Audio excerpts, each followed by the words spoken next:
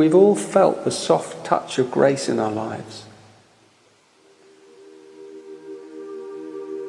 There are moments that lift us up when we've fallen. They're moments of grace.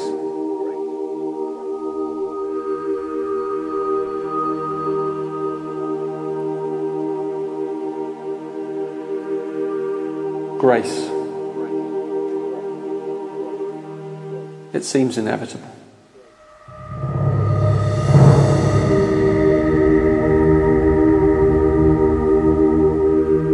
What does it mean to dishonor someone? What does it mean to dishonor yourself? And those two questions are ever connected.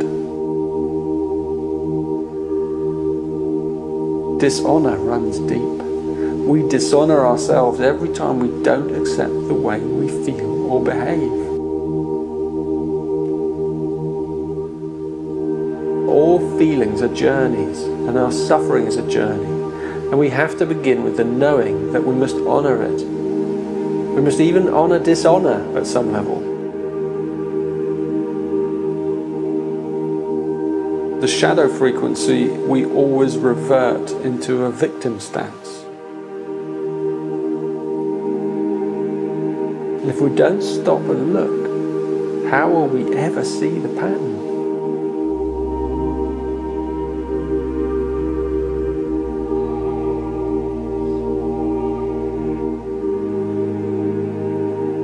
Don't try and run or shirk your own program. We have to face it. We have to deal with it. We have to be accountable for our behavior, for our feelings.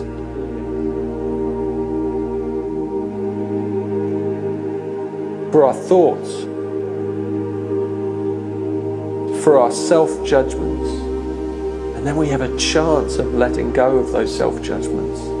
We have to have the chance. It's a process of awareness, that's all. It's simple. Contemplation really, really helps you see these things because it gives you the space, it gives you the pause necessary to see the issue at hand.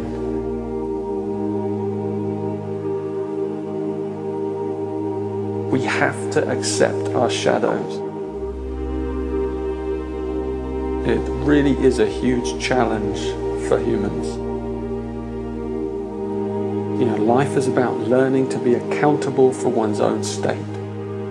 But more often, usually, we blame another person. We don't take responsibility for our own state. We look for a reason. You see, it's not so easy to account for yourself because our own issues get tangled up with the issues of others. This is the dilemma. We aren't comfortable being uncomfortable. So we deflect our awareness in some way out of the present moment. Dishonor is always about us first. You dishonor yourself whenever you blame anything for anything, because there's no fault. We are not perfect. We make mistakes. We just have to be honest about it. This honoring of the pattern itself is what begins the process of transformation. It cries out over and over for our attention, for our awareness, and we just have to learn to let it in. It's just honesty, self-honesty, that's all that's needed.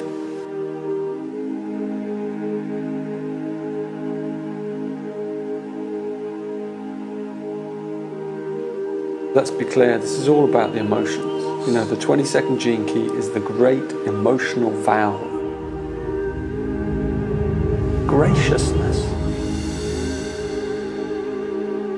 It's so beautiful, it's so practical, and it's so simple. It's the path to grace, after all. It will save your life. It will save anyone in any situation, anywhere. It's a whole cocktail of noble qualities. It's also very refined and often very subtle because it's an attitude carried in our aura and it's rooted in a deep reverence for all life. It's just fantastic. But it all stems from your ability to be accountable, because when you're accountable for your own aura, for your own chemistry, for your own emotions, then you move in such a clean way through the world, because all your accounts are settled as you go along. You don't allow debts to build up.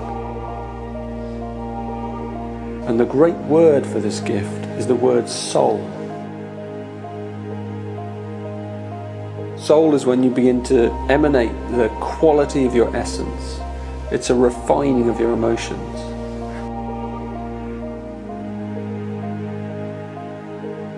When our soul really shines out, we even begin to let go of the need for pleasure. And then we become grateful for whatever life brings. And that's another quality inherent in graciousness, gratitude. When you feel grateful to life, it's because you're so aware of death, and so your priorities are transformed. And so as we let go of pleasure, so we let go of pain. We become more accepting of life and its rhythms. You know, this is what graciousness brings us. We're no longer a victim of the pleasure-pain cycle. To live with equanimity is to live life lightly, but at the same time, deeply. It means you pay attention, but you have an unquenchable inner calm. Graciousness.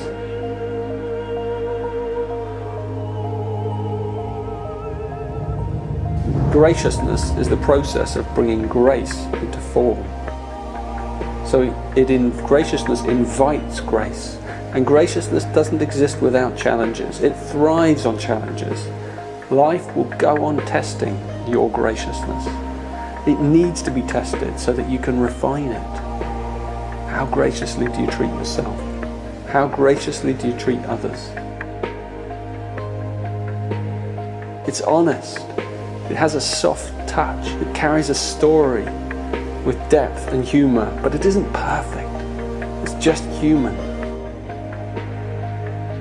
True graciousness can be really gritty. It can be rough around the edges. And graciousness carries a kind of cosmic kindness inside it. When we're gracious, we often hold back from saying something that we might have said otherwise, because it might stir someone up. You don't allow your own issues to get tangled up with theirs. And so when you stop judging yourself, then you're no longer going to judge others. And we learn to be careful without being fearful. And we learn to be warm without being overbearing. And we learn to be candid without being cruel. It's a balancing act, is the gift frequency. It's a transformational field in which we're steadily refined. And it's all because we learn to stop dishonoring ourselves at the very deepest level. You see, it's really about owning your own stuff. It's about treating yourself and others with dignity, no matter how they behave.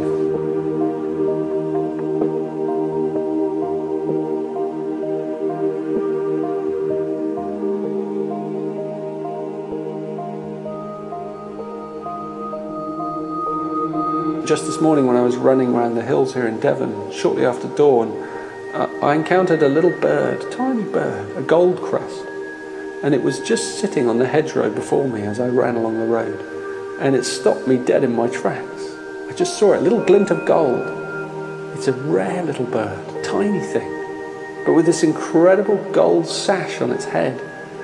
And it gave me one of those magical pauses. You know, once it had flitted away, I was off again. But I carried it with me, that little moment of grace, that flash of gold. And now here it is, embedded forever in this story, in this gene key. Isn't it funny, grace? Sometimes grace just falls on you, and you can't predict when it will occur, and you can't do anything to make it happen. But you can prepare the ground through the way you deal with difficulties and with graciousness. We have this term, a fall from grace, and it's poignant because grace is often about how we deal with the shadows, how we deal with our mistakes. It all comes back to accountability.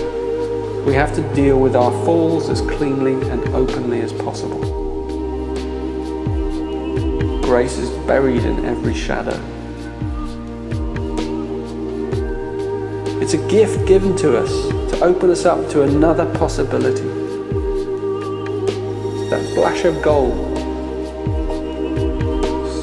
These moments, these spots of time, they're not to be missed. They're to be savoured, and they're to be allowed to mature inside us, because they're the stepping stones for a higher life. And the more grateful we are, the more often they appear.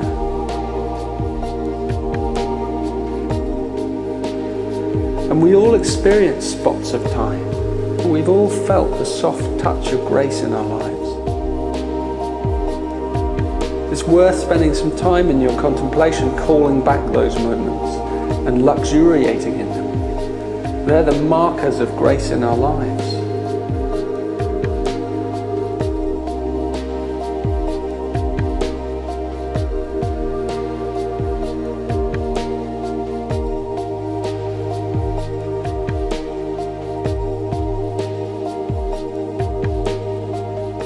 So grace can mean many things to many people, but it's also the same for all people, because there are states of being that transcend suffering, and that is the ultimate meaning of grace. Those states may one day become more readily available to us. So in your life, let your contemplation touch upon grace, on those spots of time that come every now and again.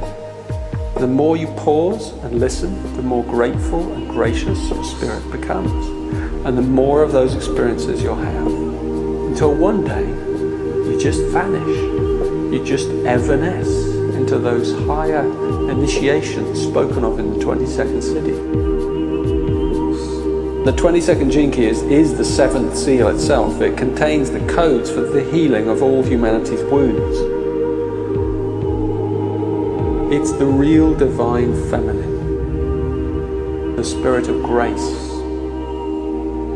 practical, unpalpable, numinous, but always available to the one who loves